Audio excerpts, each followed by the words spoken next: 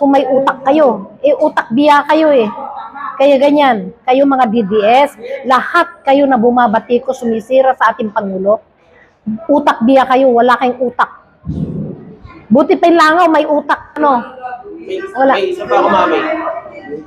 Ano naman ho masasabi niyo dun sa kakabukas lang po na Bukana Bridge na sinimula noong 2023 tapos natapos ngayon 2025 binabati ko sa Pangulo natin na wala namang kung sinabi ng Pangulo na inaangkin niya ito kasi siyempre tapos ng taong bayan yan para sa taong bayan yan naman sinasabi ng Pangulo Ay naman sila, walang inaangkin ang Pangulo, wala siyang inangkin kahit si Apulacay noon, wala siyang inangkin. Hindi nila inaangkin ang pag-aari ng Pilipinas. Bagkus ipinaglalaban para sa ating bansa. Dahil pag-aari ng Pilipinas yan.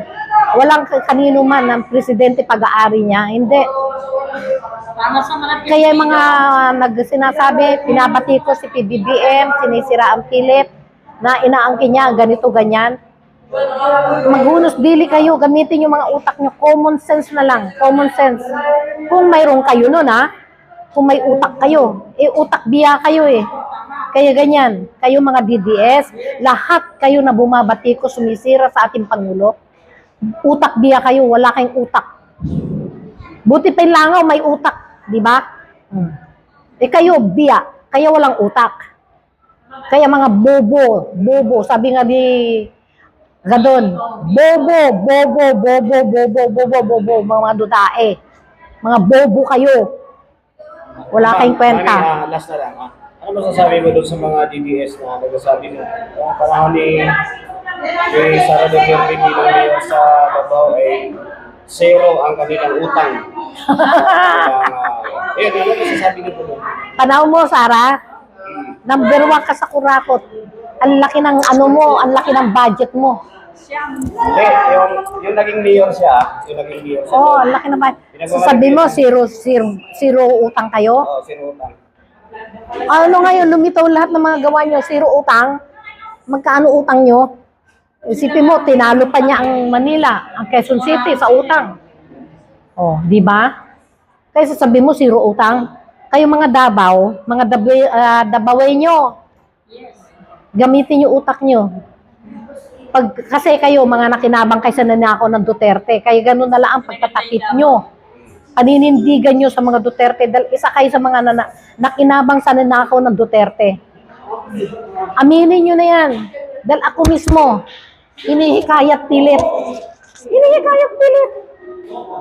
Sara daw ako, may budget, may lokal, malaking magan. Malaki raw bayad. Sabi ko, hindi nyo mababayaran pagiging loyalista. Tumanda na ako ng ganito. Ilang beses ako hinihikayat na sasama sa rally nila. Hindi na, uy. Kahit magkano pa ibayad ninyo. Sabi kong gano'n, loyalista. Kapwa namin, nakasakasama namin yun sa Supreme Court. Sipin mo, 100 days kami sa Supreme Court. Ngayon, nung pinaglalaban namin yung record kay BBM noon. Ngayon, bumaliktad sila. Nung tumakbo si Sara na Vice President, nagbaliktaran. Kaya doon mo makikita ang tunay na loyalista makukuha sa pera, di ba? Kaya kayo mga kapwa namin, hindi ko masasabi loyalista kayo dahil bumaliktad kayo, nakuha kayo sa pera Kaya hindi kayo totoong loyalista. Ang totoong loyalista hindi nababayaran. Kahit magkano pa. Binenta yung dividend ninyo. Kaya hindi kayo loyalista. Huwag niyong angkinin, huwag niyong sabihin na ako loyalista ako. Ay, hindi ako sumasama. Ang daming preba, ang daming ebidensya sa inyo. Hindi ko babanggitin kung sino siya. Kung sino sila. Hindi lang isa, dalawa, hindi lang tatlo. Marami sila. Marami sila. Bilang isang loyalista, kayo ay patunay na buhay sa mga history ng mga Marcos. Oo.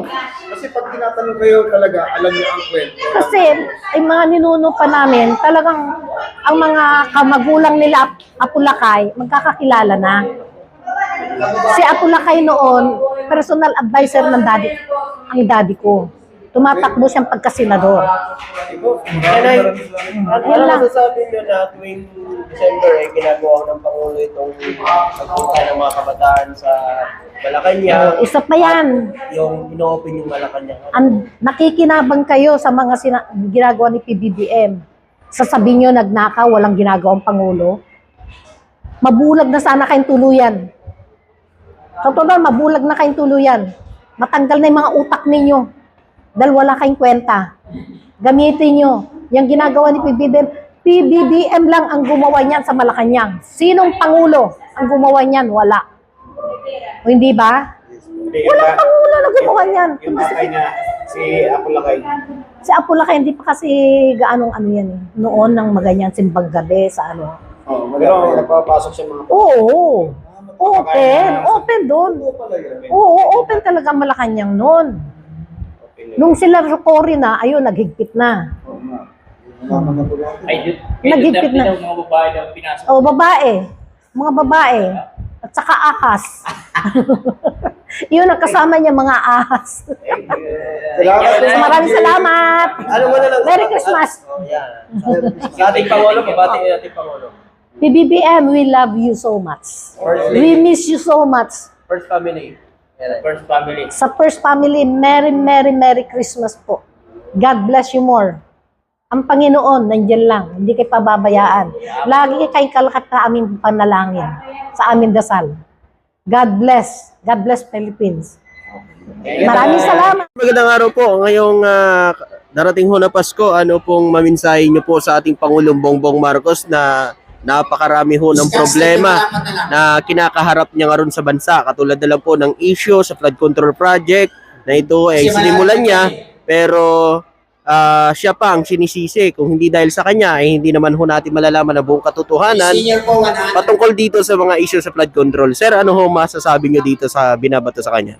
Okay, una sa lahat ay magandang hapon. Nandito po kami dahil isa kami sa mga sumusuporta kay sa ating mahal na Pangulo.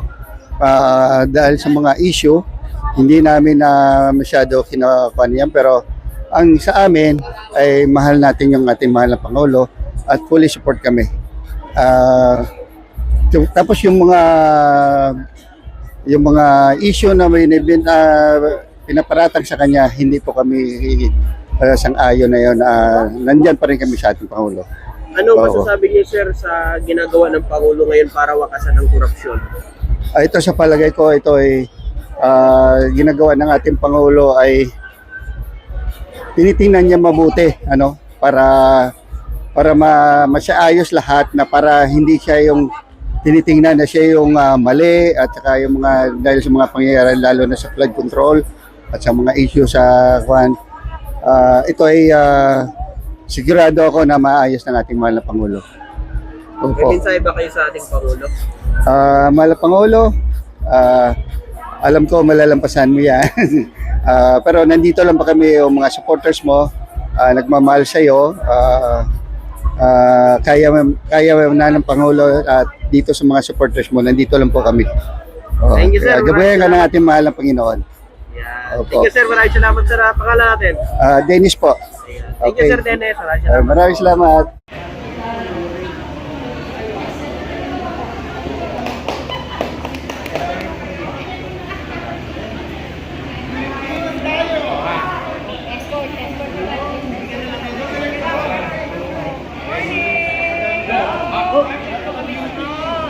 Hello, ma'am. Morning po. Thank you. Sige.